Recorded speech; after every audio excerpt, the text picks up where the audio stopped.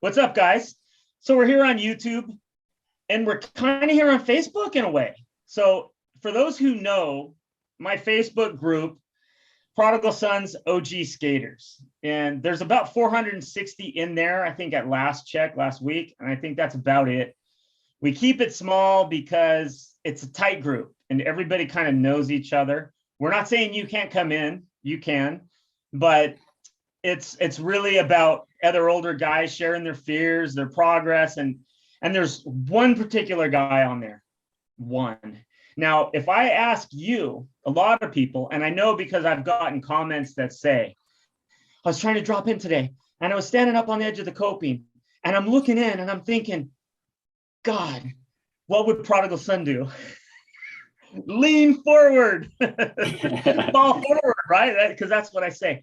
When I'm that guy on the board, I think of one guy, and it's not Tony Hawk or Caballero. It's Dino from the Prodigal Son group. Dino, right? Like this guy, he's an OG. He's one of us. He's got a very interesting beginner story. I mean, re-beginner story. Yeah. There's very limited skateboarding there.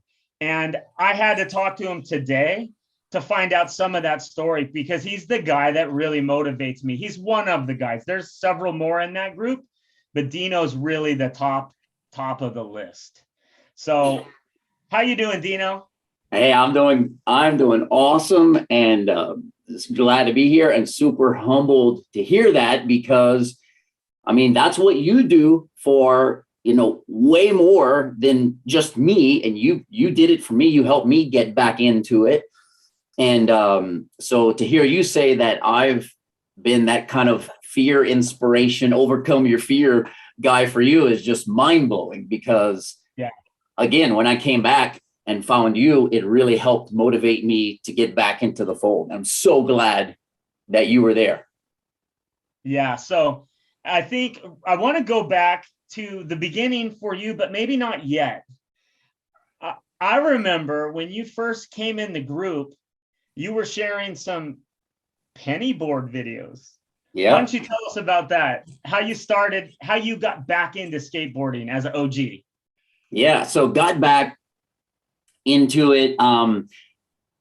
So my kids and I witnessed what we think was I don't want to say robbery, but we think these two kids, probably 12, 13 years old max, stole a penny board from maybe a birthday party or something. Because what we saw was two kids riding a bike as fast as you can ride a bike. One was struggling and was really behind.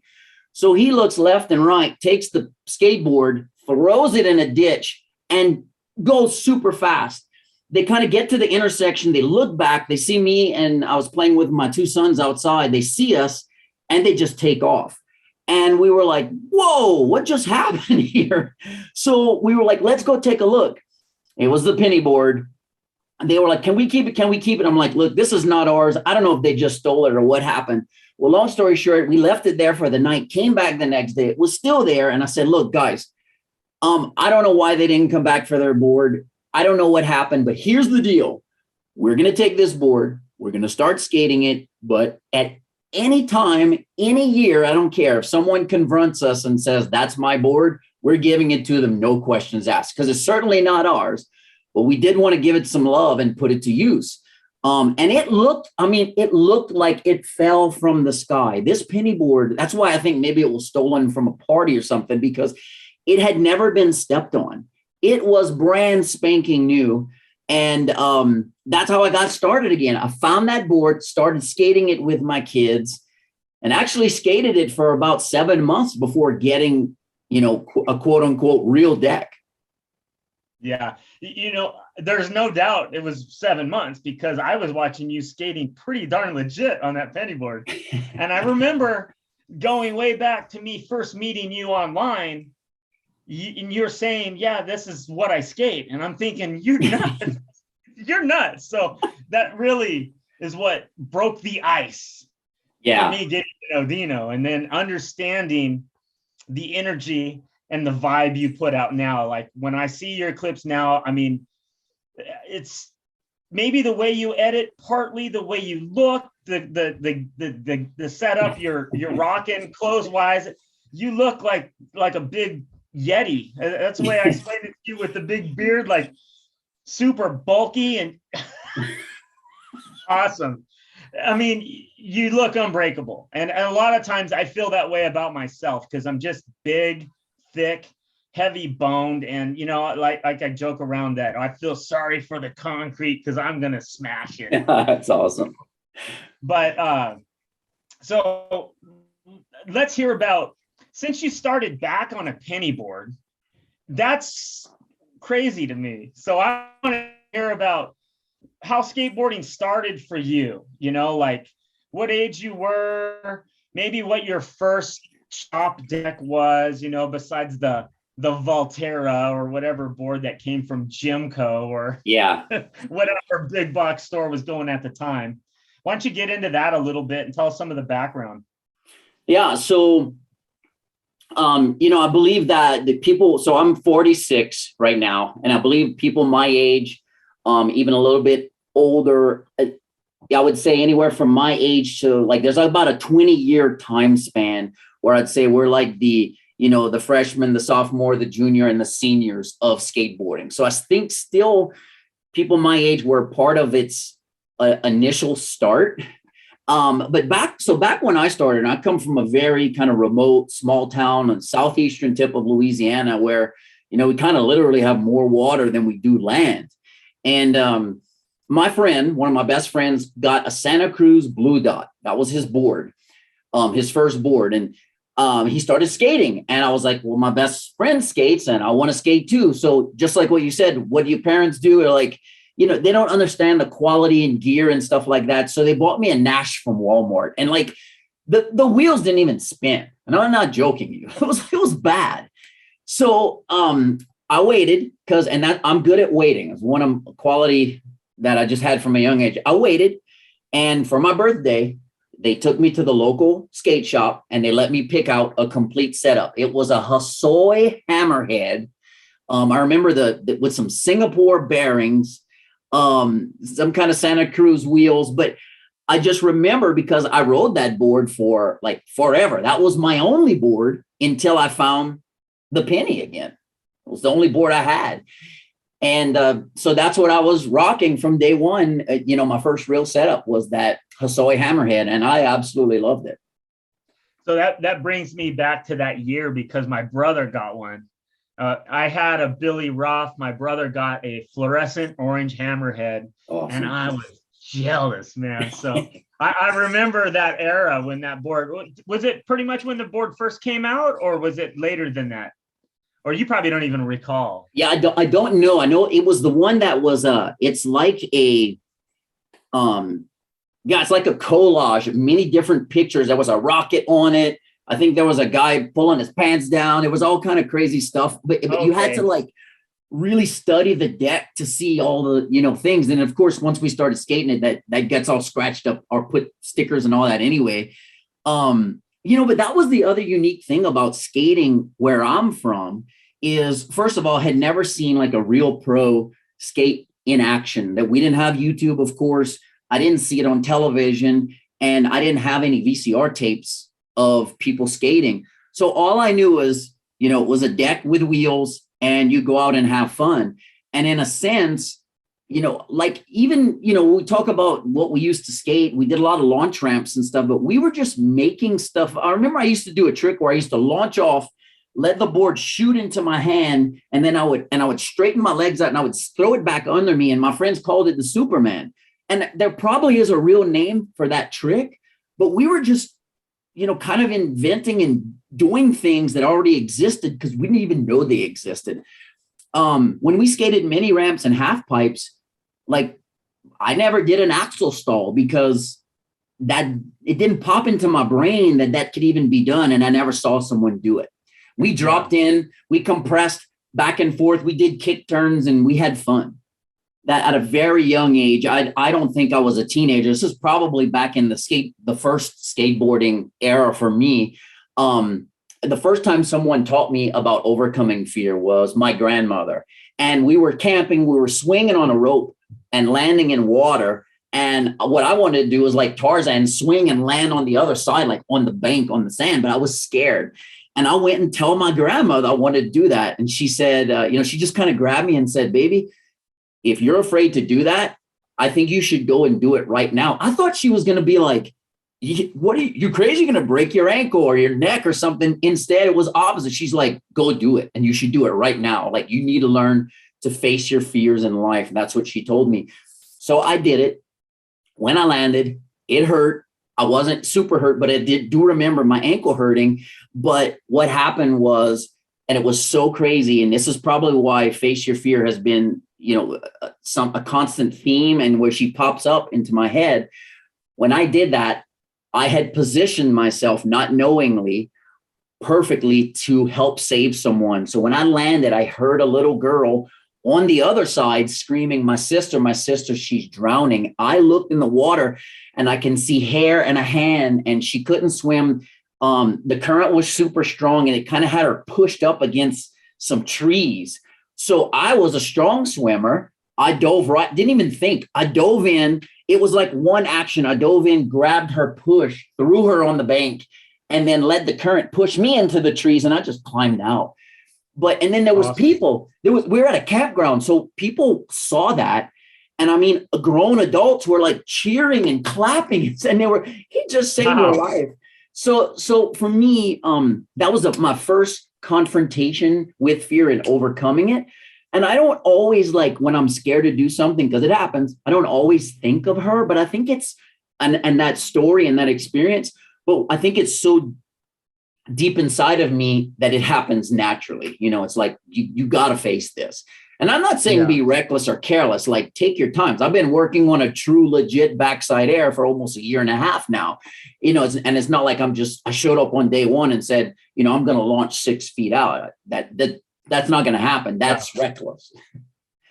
Well, it's interesting that you tell a story like that, because it's like it's like somebody's first experience with challenging their own fear, and it goes bad. You break an ankle, you fracture a rib, hurt your wrist.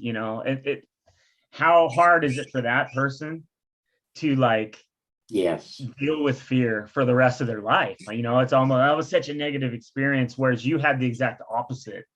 People were cheering for the situation ending the way it did, and the fact that you saved somebody's potentially saved their life.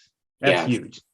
So, and I think that's what I see when I see you skate. It's like, it's raw and it's gnarly. It really is. And I don't see like on a lot of my YouTube videos, I show a lot of it, and I probably like a little too much probably, but I don't really see all the work, maybe the full year and a half that goes into you boosting the backside air, or getting, I think I saw a little clip there on Facebook where you're getting your bottom wheel just over the coping a couple inches. And it's like, I look at that and go, I'm not trying that.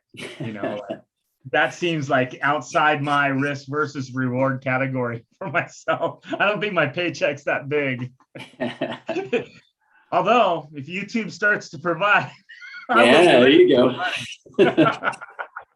And there's some things where you go and I learn it in a day. But there's other things where it takes me it probably took me 5 or 6 months and we'll see we can pull some videos to learn a proper decked out backside rock and roll and 5.5 foot transition. But it all boils down to eventually, no matter how long it takes, you do have to just go for it. All I'm promoting is, don't do that before, don't put the horse before the cart, as they say. Build your skill level, take your time, enjoy the journey. Like for me, you're talking about backside air, but there's no trick.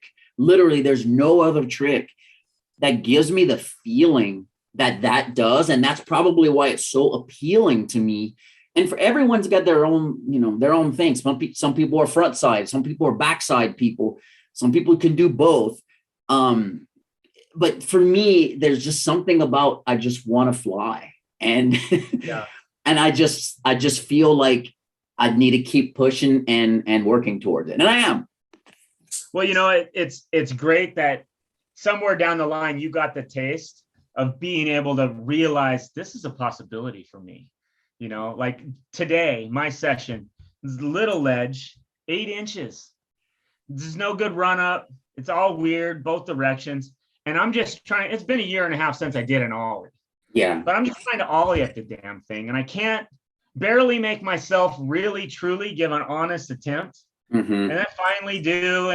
And I'm halfway to making it. And it's, you know, hammering on your head, trying to just go like, dude, stop. What are you scared of, you know? And the little injuries lingering, and you got all kinds of excuses, and it's just your crazy brain. And if you just accept the fall, you'll end up learning it that day, most likely, and be like, that's over with.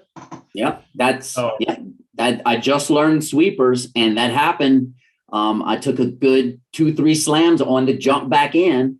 And now I find that's the easiest part of the trick. The hardest part of the sweeper for me is the dance you got to do on top of the deck to get back in, you know, because I'm trying to do it without, I want to plant that foot and not have it move. Plant the foot, sweep, and jump back in without it even pivoting. And that's harder to me now than jumping back in. That's not actually that difficult. It was more mental than anything. That was a scary trick for me.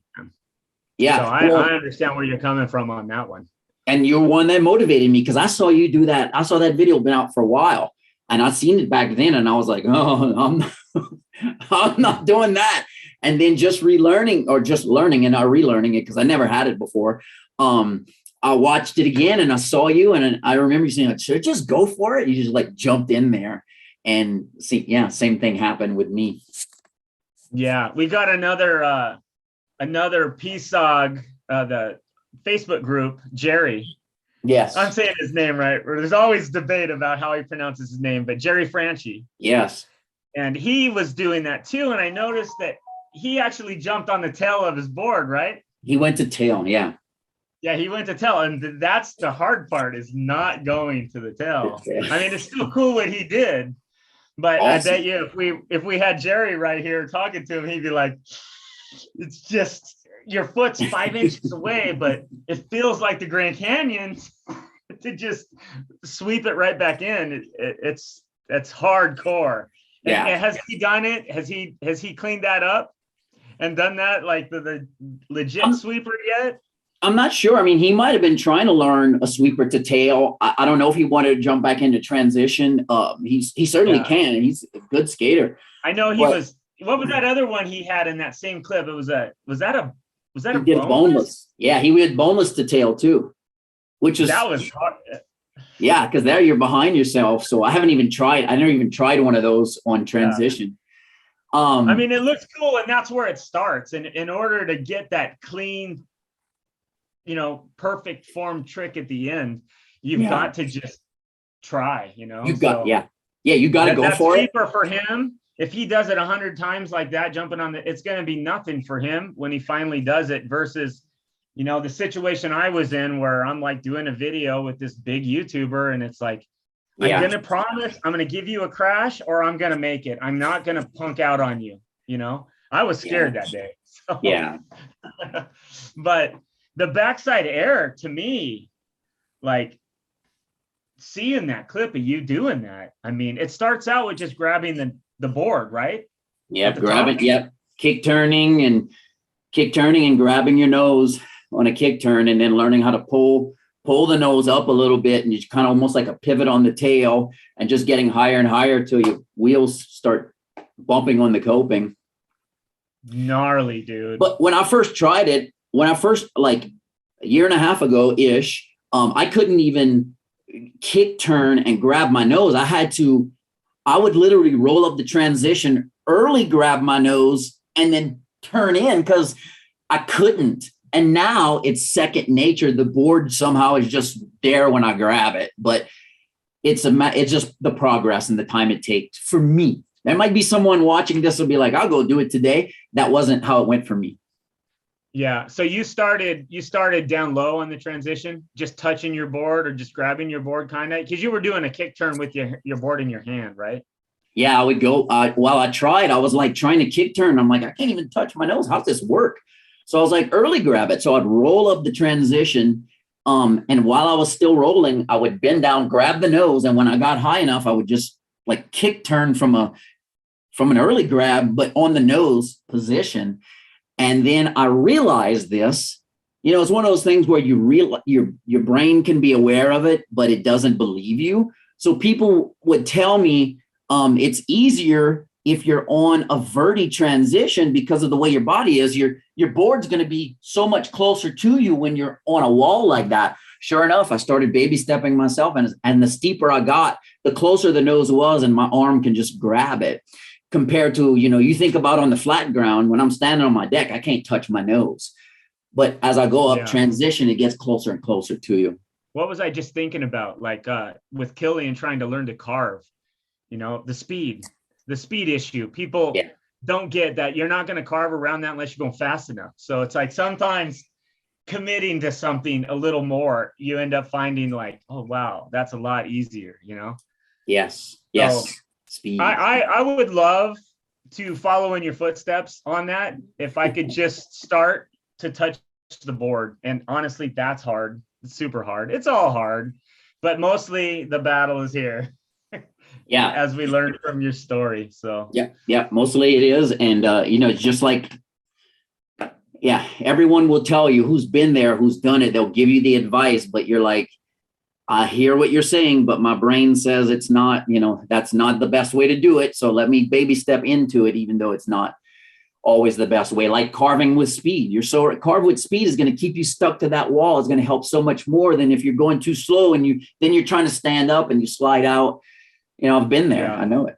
So to go back a little bit, when you came back into skateboarding, you said you were around 45, right? I would say 40, more like 44, because 44, 45, 46, or maybe even then in middle end stages of 43, actually, because remember, I skated the penny for a good 6-7 months before I got on a real deck for about 2.5 years now. So, yeah. So you were in our Facebook group for several months before you ended up getting into I'm sure all of us guys ended up clowning you, saying, why don't you step into something bigger? Oh, not clowning me. I remember not clowning you, but you know what I mean. Like, no, because I remember. More, dude. Yeah, you're right. Well, we mentioned Jerry. He goes, what's with the penny board? He commented. I'm like, that's what I skate. Like right now, that's what I'm doing. And then I remember you saying one time something like, he wants to make skateboarding even harder. but that's all I knew. Now, having been on a legit deck, like a transition deck for over 2 years, when I look at that penny board, I'm even like, okay, that was crazy. Because I mean, it's 6.5 inches wide at the widest and 22 inches long nose to tail. And I'm like, and I relearned to drop in on that board. That's how I learned to drop in again. And I was carving like the bowls all over in Colorado, riding on that board. And now I remember looking back, I would see these guys shredding. And when it was my turn, they'd be like, dude, that is like, they would call me a madman. You're a madman on that thing. I was like, so for the people who haven't seen any of your clips in that Facebook group, he was legit skating this thing. Like it was legit. They probably thought you were like special needs in some way or something. Like, what's wrong with this crazy dude? Because you're not getting me to drop in on that. I mean, as scary as recovering your drop in from way, way back, trying to think about doing that on a penny board. And there's another, just to talk about our group a little bit over there on Facebook, Adrian Alvarado, which will be another interview if we keep this going. He started on a rip surf. It's like the rip stick, but looks like a surfboard. He even built a half pipe for that thing. So whether it's a penny board or one of those danger sticks, you guys were pretty hardcore, but that's really where the coolness comes in about skateboarding. Anybody can do it however they want. I saw a guy out there at the skate park on a regular size skateboard. This is like 2 days ago. And he had like the longboard, gull wing trucks. It had like the double bushing set. Mm-hmm. he was trying to ride bulls on that thing. And I thought I'm like, dude, that's cool. Like, I want to do that, but I'm sketched. Yeah, right. You know? And he's like, yeah, I just thought it would be fun. So I'm going to try to learn how to do this. So he was at beginning stages, but I always thought to myself, what if you gave like Hosoi or one of these guys like a board like that? It'd be curious to see what they could make of it, you know? Yeah, for sure. So after the penny board, you get on a real deck. What deck did you buy then? What was your setup then? So I just had wanted to give like, some local business. So I went to BC Surf and Sport or something like that I think they're all over the country. But anyway, I went to BC and they had a transition shop deck for like, I don't know, $35, $40. Got some indie trucks, threw on some, what was it? Not slime balls. That's what I'm skating now. I'm skating slime balls and speed wheels. It was the OJ2 combos. That's what I started with. Yeah. Because you actually had a video of shopping on a setup, and I watched that video to listen for advice because I was clueless on gear. I heard you talking about wheelbase.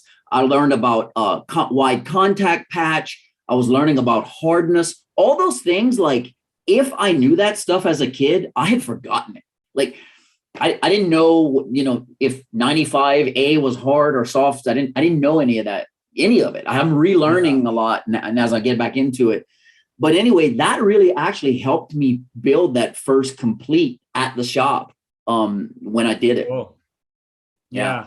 I hear that a lot, honestly. I see, like, the first time I met Adrian, the same thing. He had like the whole gear, everything that I was kind of recommending. He even told me, he's like, hey, I got all of this. It was the same stuff. And now he's doing his own thing. And he's like, honestly, one of the raddest, he skates a lot and it shows in his clips. So, and that's what's really fun about that Facebook group, is because you and him and Jerry and some of the other guys really have developed together, bouncing these ideas and it's a challenge for sure, because when you see Adrian do something, and not me so much, because I see Adrian and you do a lot of things like with the backside airs or those vert ramps, like, I know I'll end up at a vert ramp one day, but I'm a little sketchy about it.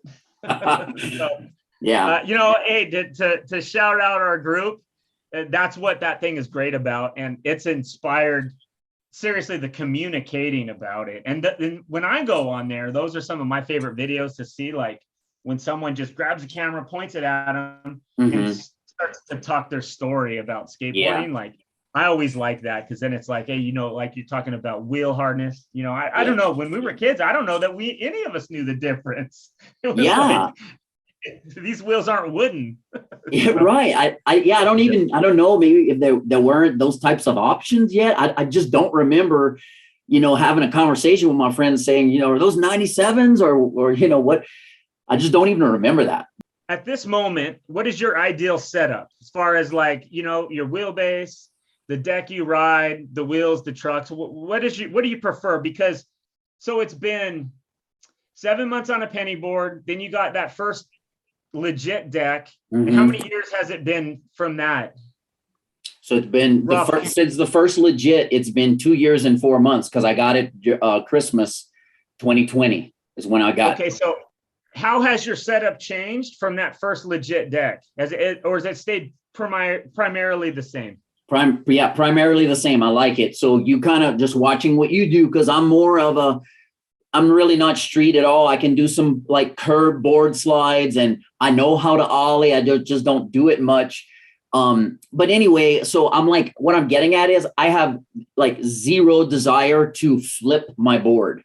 So I go wide. The first one I got was like 8.75. It was almost a 9. Then I went to, again, it was like almost a 9. And rookie mistake, I lost that one. And the two that I'm skating right now are, one's a 9.8 and one's a 9.65. And they're fishtails. I want some meat on the tail, so I feel confident that my foot has a place to go. And I like the stability up front. And I'm skating 169 indies. And I think there's something to be said, just like you should skate different parks if you can, because an axle stall at this park is different than an axle stall at the other one because the tranny is different. But anyway, I'll skate them simultaneously, or what I've been doing, because I'm trying to break one in, is I just been using it for 30 minutes to warm up, and then I'll skate the one I'm real comfortable with. Yeah. Yeah. That's good. Yeah, I think you're right. Like if you continued the penny board practice, just being able to have your balance go from that death trap to the real comfortable limousine board, it all of that stuff helps. So I'll come on, share my screen. Okay, so this was at what I would considered my home park before I just relocated, only about 30 minutes down the road. But this is actually a day, so you can't see it, but this lip that I'm going to come up to is 9 feet. This is old school, like very big and bonky pool coping, legit vert, maybe even over vert. And we have kind of a mega mini, what I call. I'm going to axle drop, and then it kind of shoots you up, and then you come down into the pool. So this is the best one I got that day. I ended up, because I started to air, you'll see here, I started to air out. I moved my camera to the side to try to get a better view. And this is the day I injured myself. I was out for a good 8 weeks. I thought I was going to need surgery. It was so bad. I tore my soleus on my right calf coming back in. But this is not the injury. This is one of the better ones. There's the drop, come in. Right there. Oh, good pause. So that is one of the best that I got in this bowl. I want to see me do that. Now, see, this is the inspiration that I always took from your clips on Facebook, dude. Seeing you do things like this at way above 40. That's impressive to me. I mean, anybody that's going to do that. And I think for me, I think it was Jeff Grosso on the Love Letters of Skateboarding talking about over rotating a backside air and how you'll only do that once, kind of thing, like, because it's so not. Yeah, that's sick. That looks really sick, dude. Yeah, I'll let it play this time. I might even, you know what? Do it slow-mo here. Oh man, that's cool. Is this your best clip? Is this your best to date right here so far that you've got captured? No, we have another one that's should be in the group. We can find it where I get even the trying to pause it. Even the tail comes over coping at a different ramp, but it wasn't a 9. That one's probably between 7 and 8, but still very verty. It's quicker because you don't have the transition time to travel up. So in a way, it's like a little more scary than this was, even though this is taller. But we can see if we can try to find that one as well. But that was one of my best that I got on film. I mean, it goes like this. I'll have people skating and they're telling me like they're tapping their decks and they're saying, dude, you're airing. And I set my camera up and I'm like, no, I'm not. One wheel is still touching coping, or the tail never left the transition. I'm not airing. I'm not really like what I consider an air. This one, I'll call that an air. And then on the other one, I'll see if I can find it. So let me floating. You are floating. There's no denying that. Yeah, for sure. There's a float coming back in. Let me see if I can find that that other one. That trog stomp was a pretty fun trick too. I'll know it when I see it because it's in Loveland, Colorado, and I know that bowl. Yeah, we're looking at you can scroll slower, dude. I see you scrolling so fast, and I'm like, oh wait, I don't want to see. Well, just because I was trying to find that exact clip. That's just some flyouts. So this is our started though. So that's the first comeback deck, and I started doing them. What the heck are you doing there, dude? Early grab. That's early grab is how it started. Then what happened was. Wait, hold up. How do you call that an early grab when it's over the coping? Because I don't think any of these are videos, or I would show you. Okay, wait. Go ahead. Explain it to me, because I think you're just grabbing before you're So normally you launch out and then you grab your board over the coping. That's correct. Correct. Okay. For these, right when the transition starts, you bend down really fast, grab your board, and then you kind of bunny hop and turn back in the air. So it's a legit air. I'm over coping. But what happened was, and that's a good one too, but that's same park I'm looking for, but different clip. Here, I'll stop it on one while hold on hey, just see, I liked one of your posts. For the beginners there that are listening now, you can do that on, so what was the lowest transition? That looked like half pipe and it looked about 4 feet. Is that correct? Yep. And this right here, this is the day. And this is why I'll tell you what happened. This day right here that you're seeing is the whole reason I started learning how to grab late, because so right at the bottom, that's where the coping is. So I'm a good, I don't know, 10 inches, if that ish over coping. That was from a super fast early grab. I mean, hitting that coping like you wouldn't believe, and kind of bunny hop as you hit and turn back in. Well, what happened was I freaked myself out. I shocked myself. The only people at the park this day was me and 2 homeless people that were sleeping. And they woke up to me learning how to air. I did this for probably 2 to 3 hours straight. And walking back to my truck, I got like a runner's stitch, like when you sprint. And I'm like, oh, what's going on? I'm not like out of breath. I took some slams, but I'm like, I didn't get injured. Well, what happened was I was literally pulling that board so hard, and I did it so much that I tore some muscles in my ribs. And I said, I couldn't breathe. It felt like I broke a rib, but I wasn't hurt like that. It's tissue. They always say, tissue's worse than bone. That was a case where I was like, I should have broke the darn rib because I can't heal the tissue. And anyway, I said, I'm stopping. I'm not grabbing late anymore. I need to learn how to do this like proper. Yeah. I'm not grabbing early anymore. Sorry. I needed to learn how to do this proper and grab late. But I did get this, still, and I got it on video as well. That's amazing. That's amazing. I think we'd all love to have a photo like that of ourselves. Yeah, but I want it no, late.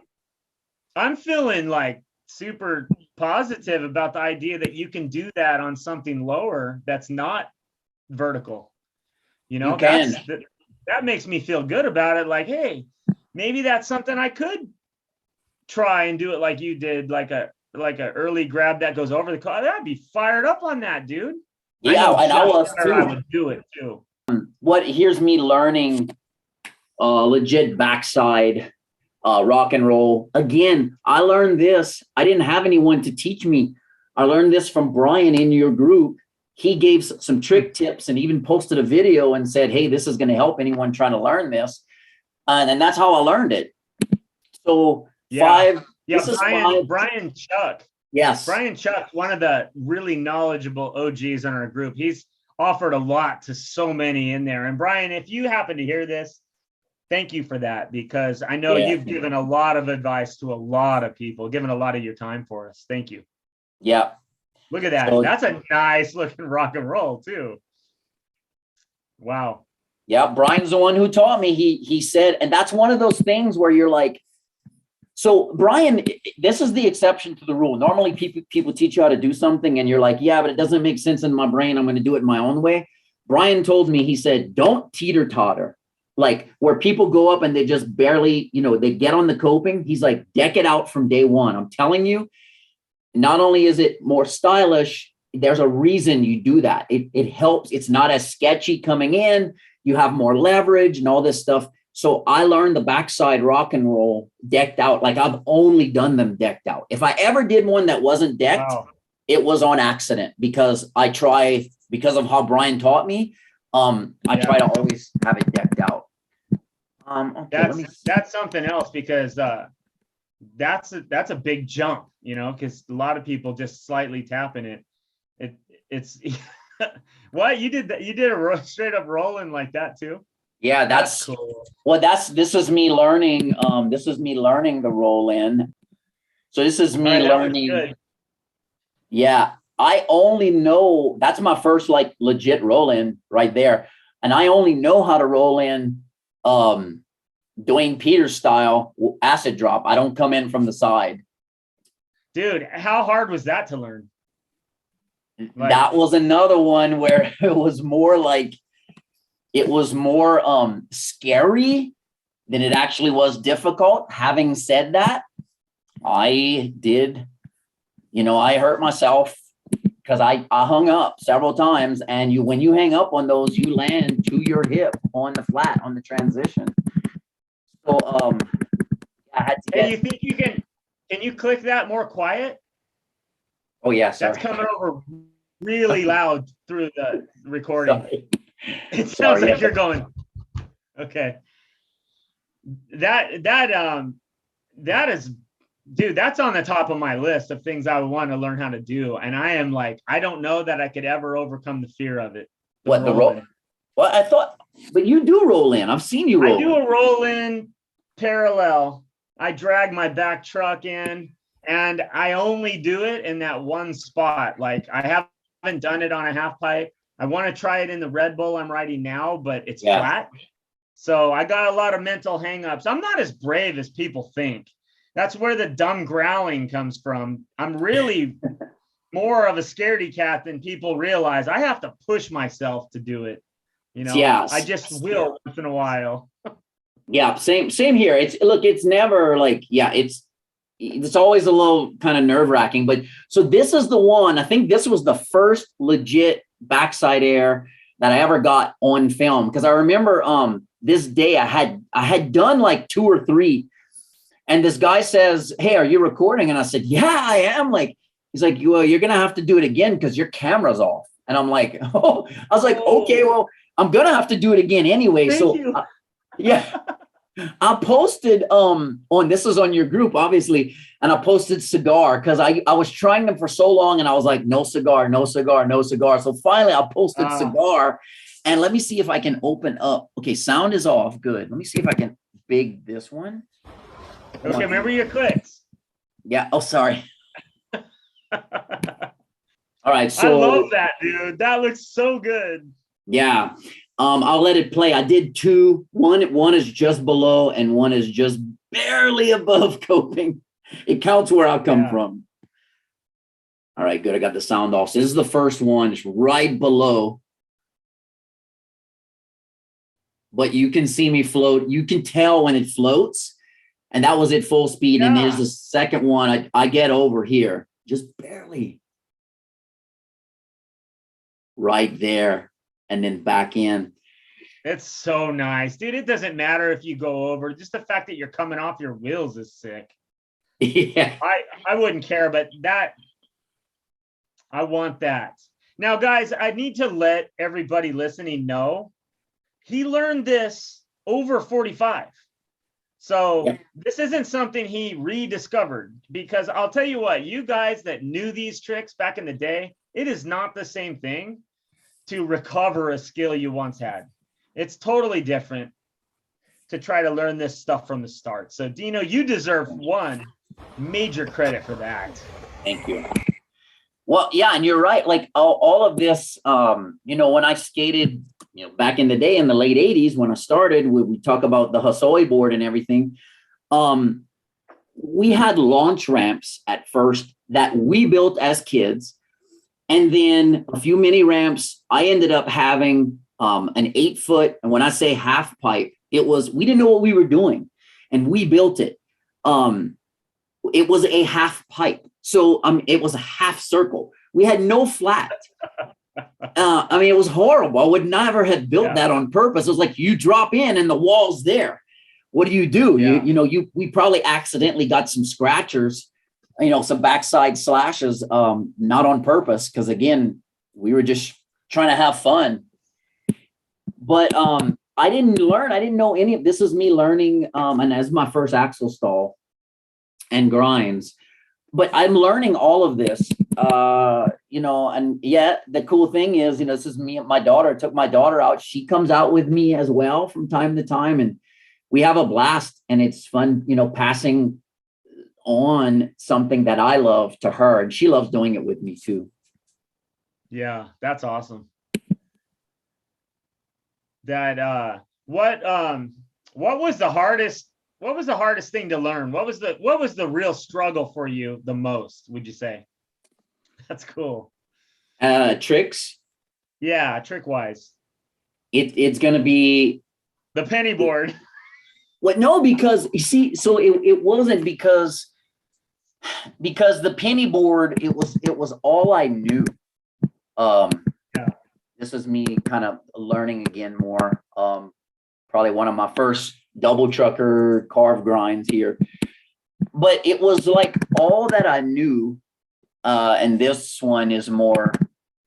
Here, I'll open up this one with no sound off, and I'll try to expand it. This is me working on it some more on a different, the newer setup that I'm breaking in. That's really a cool looking deck. I know. That's another thing I can't share too much because he's not ready, but actually a guy in your group made this custom for me. When he's ready, really? yes, when he's ready, we're going to talk about it. But yeah. But anyway, so I would say, I'm just trying to find somewhere to maybe stop. But what I would say, this is me also learning the grab and the kick turn. What I would say the hardest is still the backside air, because when I had the penny, it's all I knew. So it wasn't hard. It's all I knew when I came back. It was, it's all relative. Now, if you give me a penny and say, go skate, I was like, no, I need my security. I need this big 9-inch deck. But back then it was like all I knew, and I'd learn to drop in and carve, and I can probably search penny if we want to see an old clip of it. Oh, I know that was probably loud. Sorry. Oh, that would be cool to see. That would be cool to see. Okay. This is some very early. Okay, that's not penny. It's on the coping, dude. No way. Okay, let's see what this one comes up with. This penny. Okay, yeah, this is me carving, and this is my daughter filming, which is why the finger was over. But you can see me on the penny, like riding a legit bull at the skate park. That's I remember seeing this clip. I remember seeing this exact clip, actually. Yeah, this is like pretty close to the start when I got started again. If we look at the date, but I was able to drop in, and I can carve like that. And that's all I really did with this board. It's one of the reasons I upgraded is because I saw you axle stalling. I saw you grinding out 50-50 grinds and stuff, and I was like, I can't do that because look at those little you can't put coping between them. Your wheels would bite. So that motivated me to get started on something bigger. But this is all I knew. So I would, you'll see. This is probably 8-footish drop in here. Wow. Well, you can see for learning to pump, like, keeping your wheels down and doing it without kick turns, the skill you developed in starting that way was probably a big jump start. I mean, you're getting thrown in with sharks right out of the gate, to be able to dial something like that in. I feel like you're like starting at a sort of a shortcut, even though you risk potential death every time out on that little board. It's so crazy. To go back real quick to your backside air. When you were a kid on your launch ramps, were you doing any launches that you were grabbing the board? Yeah, we did. I know my experience with launch ramps, I was mostly just doing big ollies off of that thing. Like, I didn't do too many grabs. My brother did a grab. He did some grabs. I always had difficulty grabbing the board, but were you doing a launch off the nose of the board? Is there some similarity that you think you are bringing back from your past with the launch ramps, or would you say no, not at all? I would say, oh, look, here's me doing one of those early grabs. I would say no. We did. It's me skating with another guy from your group who I've met. That's the other cool thing about the group is I've met people in Colorado that I didn't know skated, and I met them through your group. But and there you go. Look, it says right there at 43. So almost 43 at this point. No, we did things like mostly it was just in the air, but there were a few things where, like I said, I would shoot the board out, grab it, and then throw it back under. But it was, I don't think I did any spins or like even 180 and land again. I'm sure there were guys that were able to do that or that did end up working to that level. But it was one of those things where if you don't know it exists, and we had never seen like pros skate. So we just knew it was fun and there was something to it. And we wanted to like always be doing it.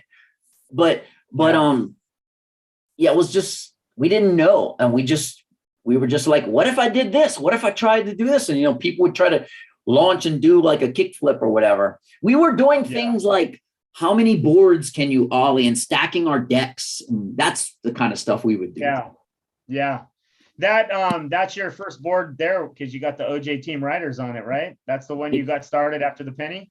Yeah, this is the OJ2 combos. They were 95As, 60 millimeters, which is still what I ride because they're fast. And I like the wide contact patch. Again, I learned all that from watching your video. And those are 159s, not 169s like I have now. So it was a little bit. You're riding the super big wheels. The combos are the really wide ones. I was thinking you were talking about the Team Riders at first. I don't know why. No.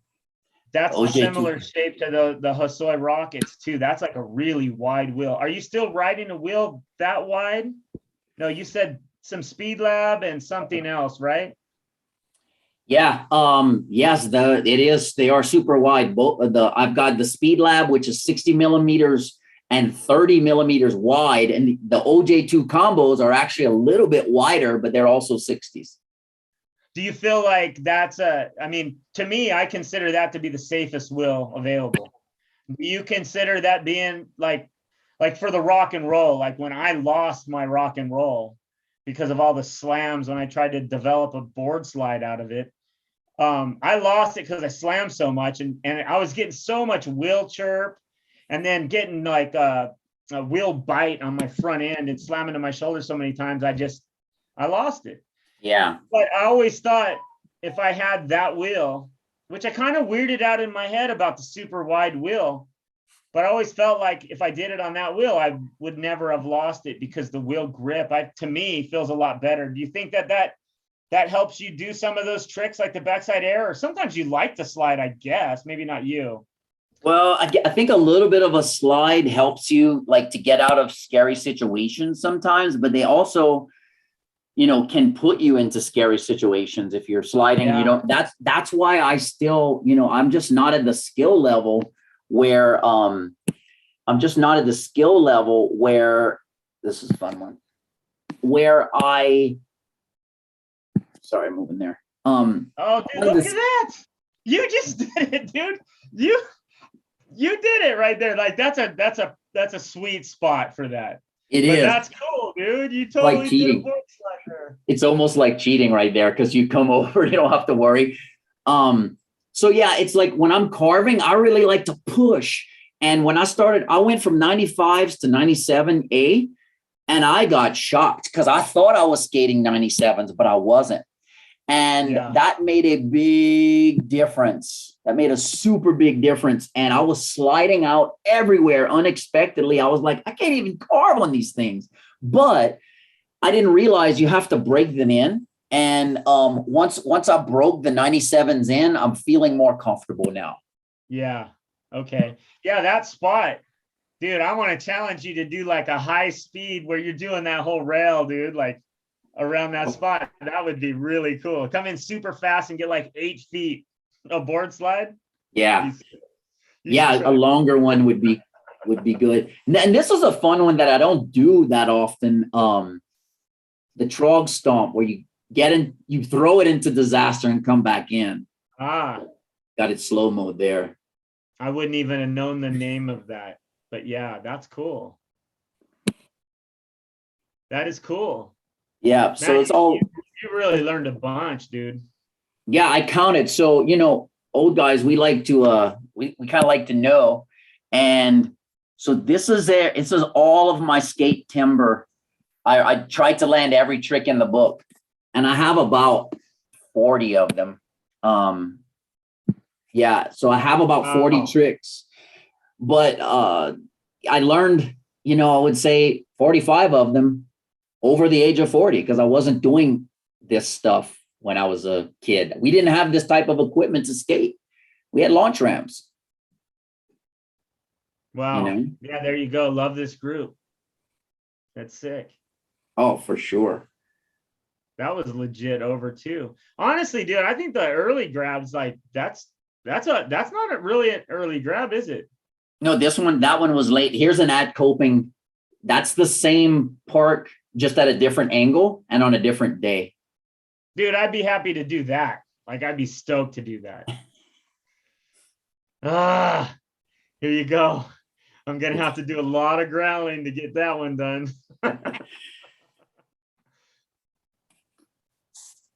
Yeah.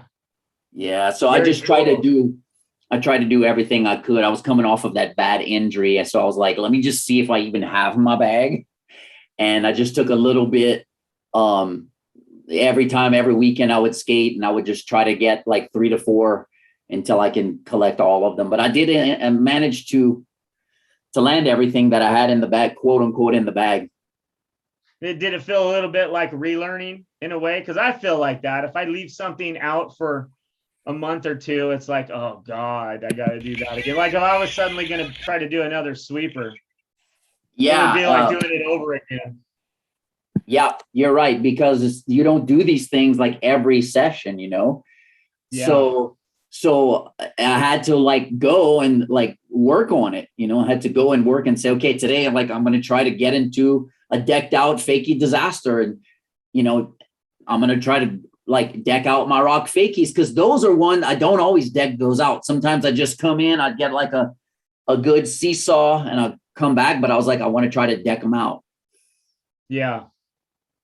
Yeah.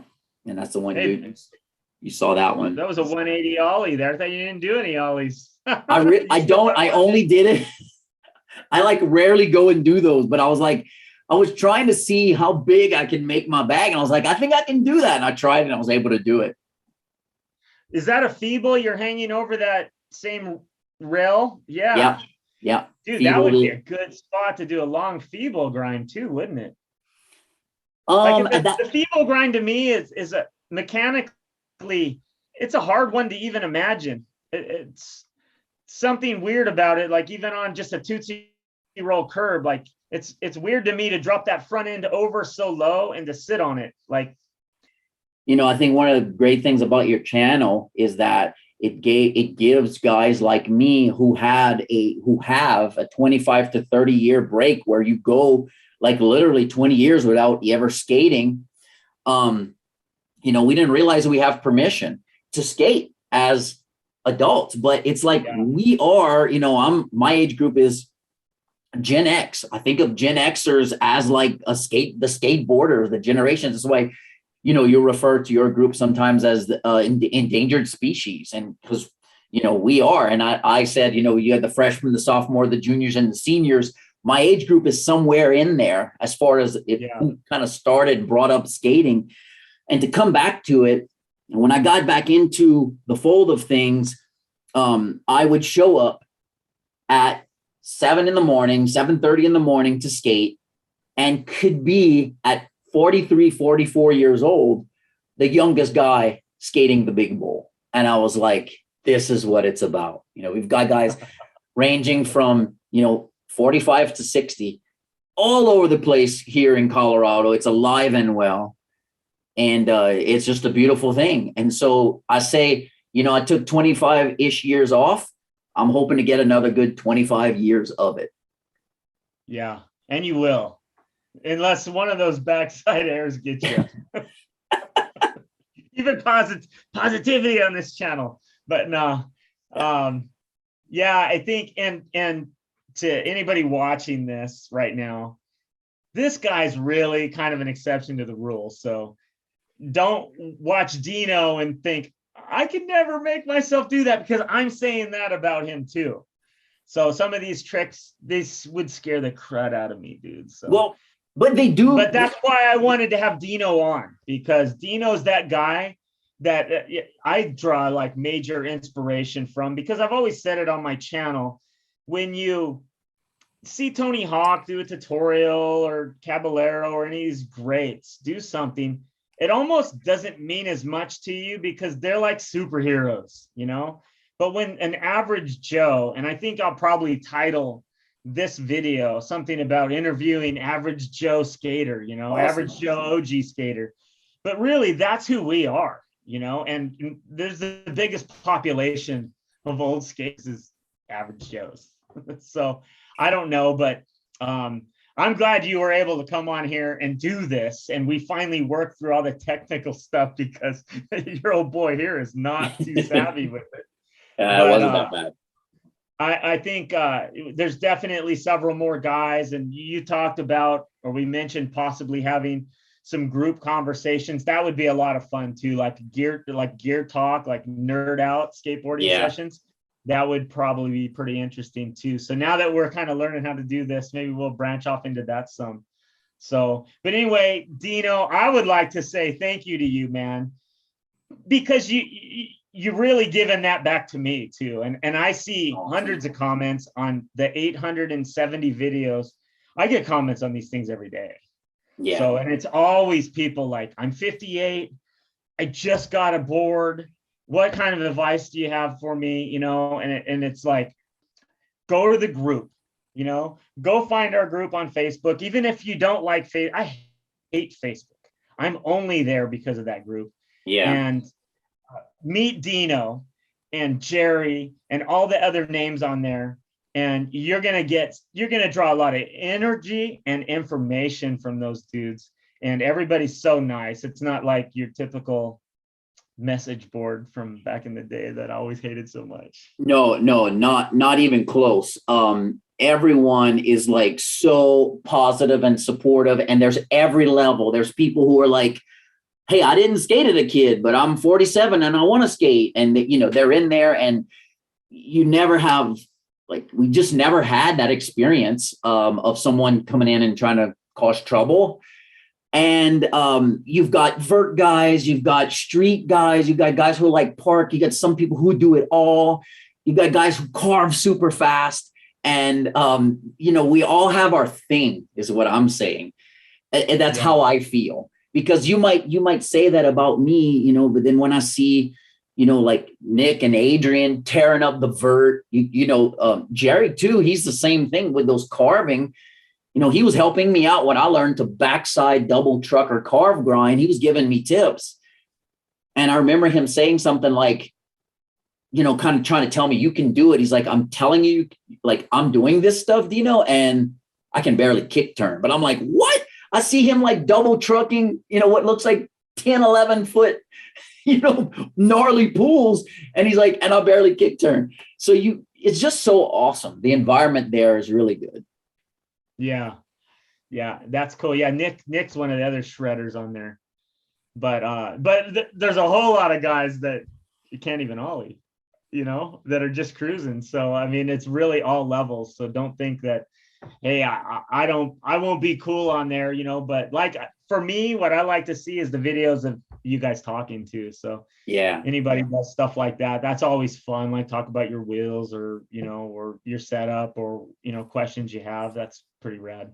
Yeah, I mean, it's all about progress. And at the bottom line is this is what I say, and I remind myself of it, is remind myself to stay in that mindset is, if you're having fun, you're doing it right. And that you won. Like in skateboarding, if you leave the session stoked, you won. Like that's it. And because I had a guy kind of teasing me one time about whatever, your Tony Hawk or something. And I said, no, not even close. But I guarantee I have just as much, if not more fun than he does when we skate. And that's what it's about. And that's what's so cool. You can buy a complete today and get stoked about being able to push for 10 or 15 feet and not falling. And that's probably the same feeling I get when I'm like getting these tiny airs. It like carries through. It's all about progress and fun. And I even have said, you know, I don't care if you find skateboarding in your 70s or 80s. If you're able to get on a board and just learn how to smoothly push around and get into a park where there's flow, it would be worth it. Like Yeah. Yeah. Yeah. I was thinking about that today, and in today's little video I did with me and my son out there was sometimes the progress keeps you going. You keep your coal in the fire, you keep it hot, and it's real energetic. You're like, I can't wait to get back out there this weekend again. Another day to try that, like it's super motivating. And I know there's been a lot of people I've known that have quit because they've plateaued. You're one of those guys who really means what you say when you say it's about having fun, because you rode a penny board for 7 months. Yeah. You enjoyed that, and you probably really enjoyed the comments you got from people thinking you were just a mad dog, like this guy's riding a penny. So I think that's rad. It's totally legit.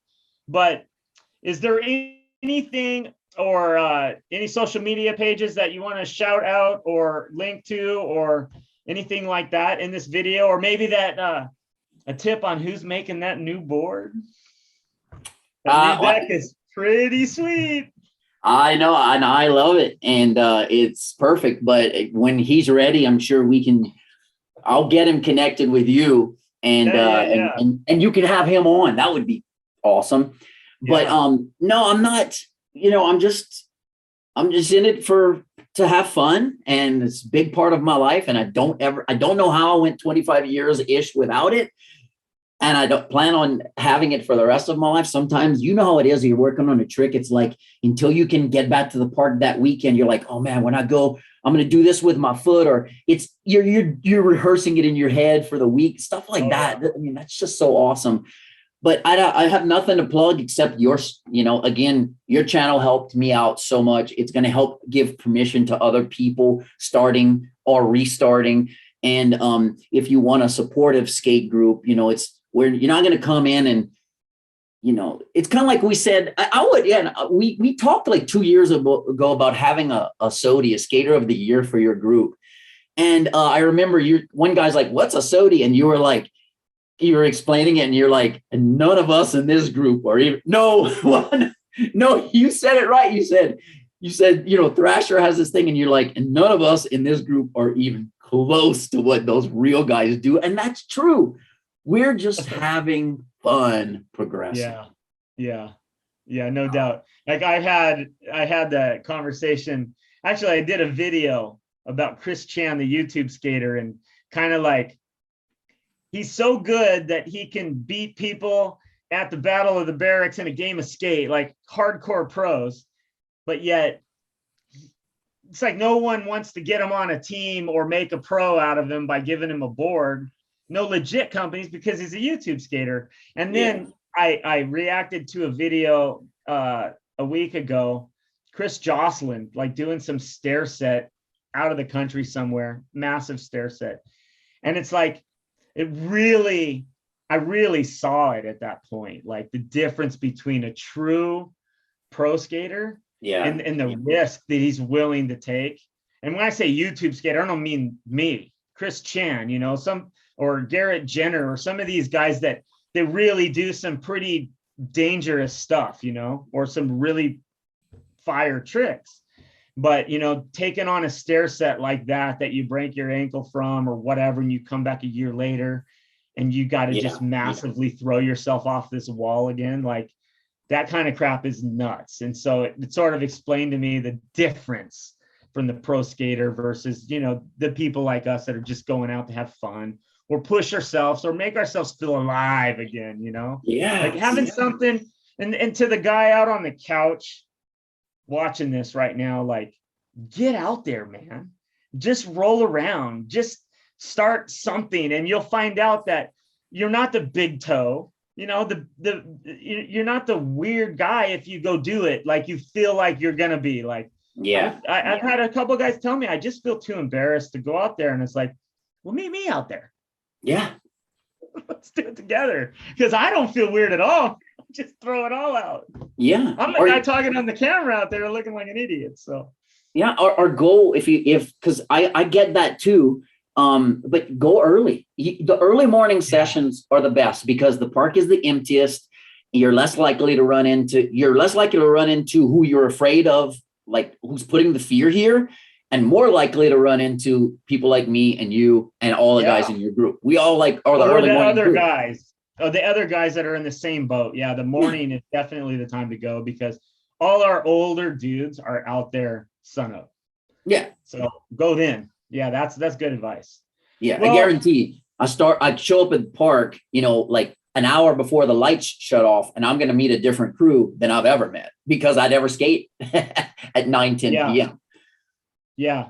And it's when I did those sessions, I progressed way faster because of the energy of the people I'm around. I would be way better if I wasn't with my kids and it wasn't the morning and I was with older rippers. I mean, when the other OGs show up on those occasional weekends, I do shit that's way out of my pay grade. I know. Yeah. And I'll have a chance of pulling it off. So, my kids today are bickering over in the corner here. There's this, and it's like, you messing with my head, dude. I'm gonna hurt myself, so I need to find a way to have two schedules. I really want to get a nighttime thing going just for what you're talking about, to be around that younger energy that, they make you think a little more creatively, maybe too, about some of the things you're doing and a lot more fun. So I don't know. Go out and bomb a hill or something, guys. Anyway, have fun. Dino, this has been a lot of fun. And this is going to be a crazy edit. A lot of fun, but I'm glad we did it. Yeah, and you, of all people, are the Sodi. Come on. I don't know. No, I just thought it would be something fun for the group because you have some guys that are like, I mean, like you're talking about me, I'm humbled because I see you that way. I see so many guys in the group that way. And, and we saying guys, but there's gals too with the Prodigals. We have, some consistent that are in there posting as well. So it's, it's for everyone. But again, I think if you're having fun, you are Sodi because that's what it's about. I'd much rather be the guy who can do like 3 tricks really good to have a blast doing them than the guy who, I remember a young kid asked me one time, do you ever get frustrated and like throw your board?